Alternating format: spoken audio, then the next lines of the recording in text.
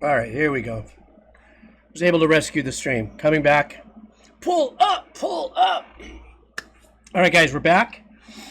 And Puscifer. Of course, Maynard James Keenan is an amazing artist that transcends Tool to a perfect circle in Puscifer. And probably if you cut him loose even more, or if he had more time actually between his vineyards, living his best life and being an artist for these three bands, I'm sure there's probably other things musically kicking it in his head.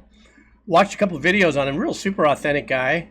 You know, kind of salt of the earth musician and composer in many different ways. So with an incredible journey. But this track here, I've never heard of.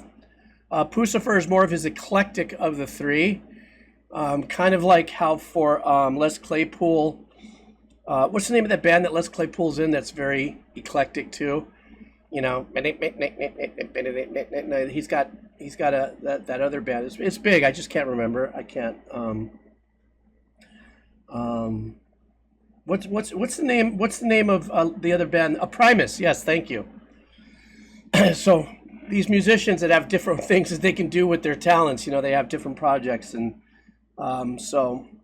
anyhow, great. I'm about to get going, and I'm gonna choke first. Stand by.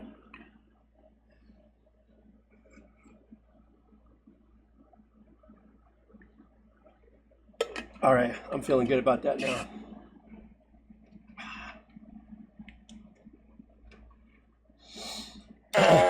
Oh, geez, sorry. I was turning off my fart machine button. All right, here we go, guys. 1 a.m. bus, thank you so much for everything. This is yours from the Lucky Dip. This is Puscifer's Autumn. All right.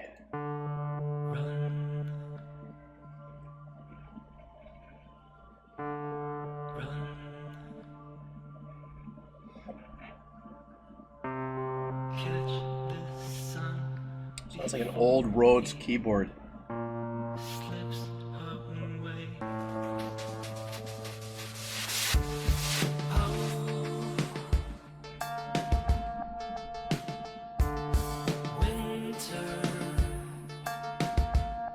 Guys, I'm sorry. I want to start that over again because I had turned down the volume on my player beforehand. So we'll try that again because that's what happens when you're streaming live. Filed it under shit happens. Let's do this again. This is Puscifer Autumn. All right. Oops. Move the little red bar back. Here we go.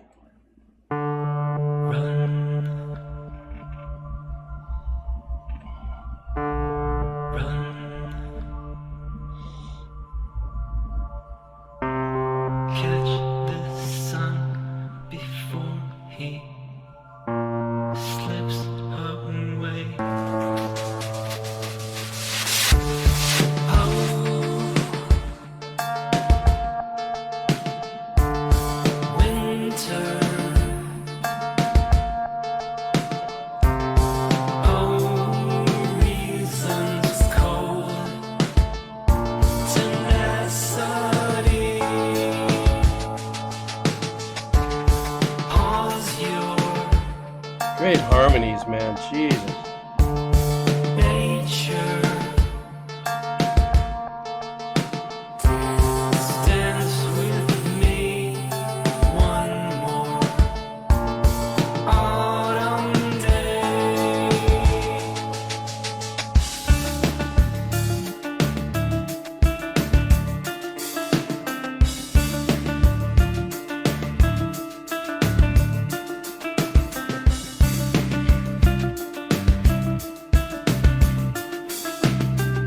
Power of simplicity right here, guys.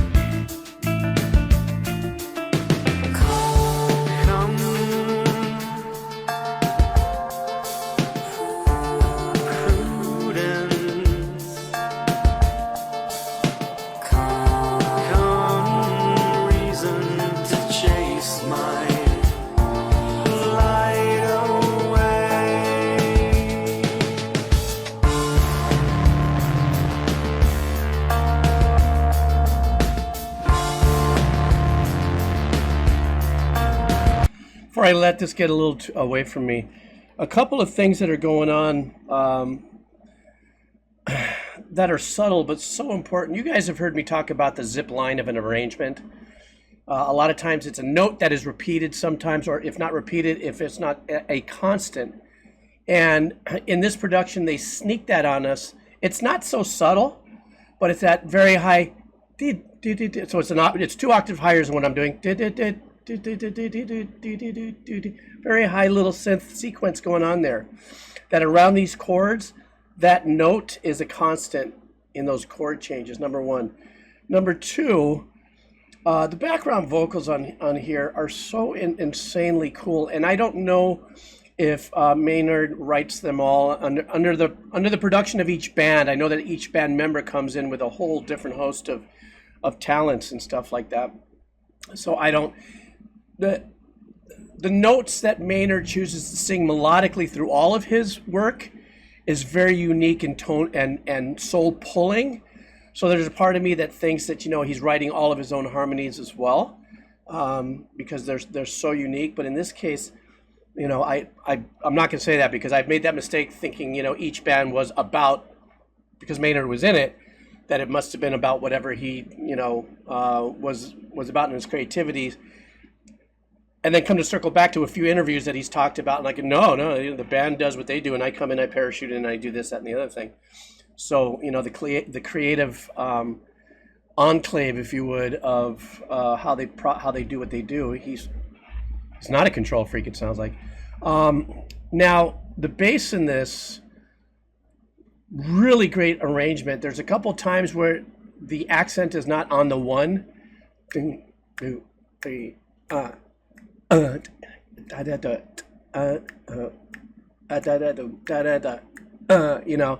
Nice little kick there. And then just now we just got into a nice little support. I'm sorry, I just went into Mike Tyson there. A nice little support of a bass synth grindy bottom. So I know we're 2 minutes into it. There's more to come, but I just wanted to lay into that. Catch me, no, not this day.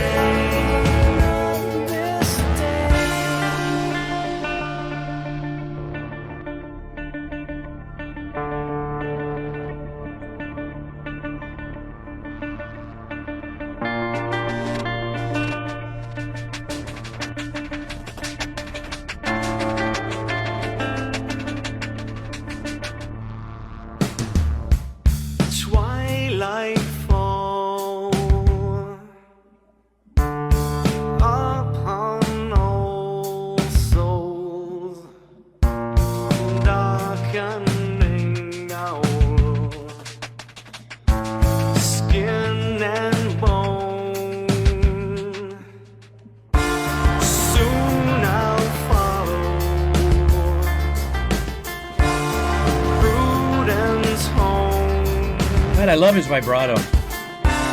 Until then, just let me chase this sun. Soon enough I'll go a winter's way. Soon enough, though not this day. Soon enough I'll love those backgrounds, man. Winter's way. Soon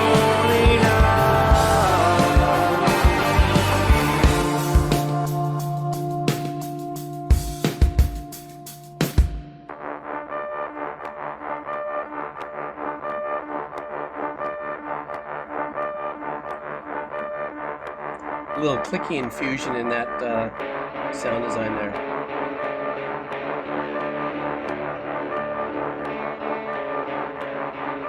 Trippy.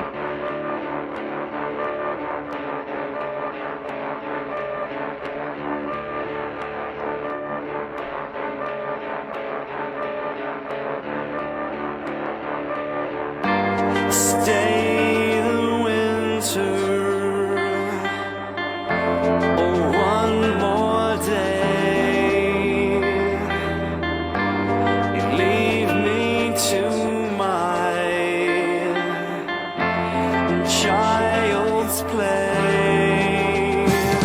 lines lyrically.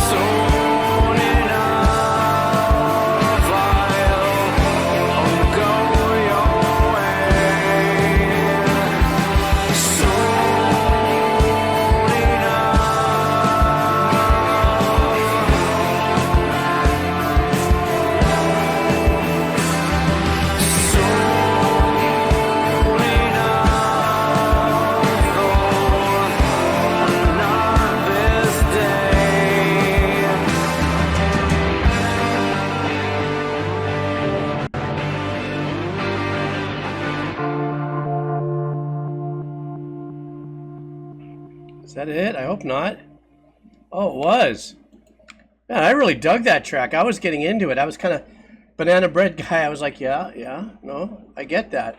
And I really just kind of laid back and let it soak into my head and stuff like that. It was great arrangements and stuff. But in my experience of listening from Tool to A Perfect Circle to Puscifer, this particular band has a little more emphasis on very unique soundscape or tonal digital design, and bringing a little bit more of the abstract into the arrangement. Might be frying sounds, but there's a little tone value to it. Nice little turnaround in the middle with what was going on with the guitar, like you had an offset tone and the guitar kind of played with your head for a second and brought you back into the key. I really like that section as well. But listening to Maynard also at this on a track like this, when he has his softer voice and he's coming from that place and where he comes from, he still has a great freaking tone. And I love the tailing off of his vibrato.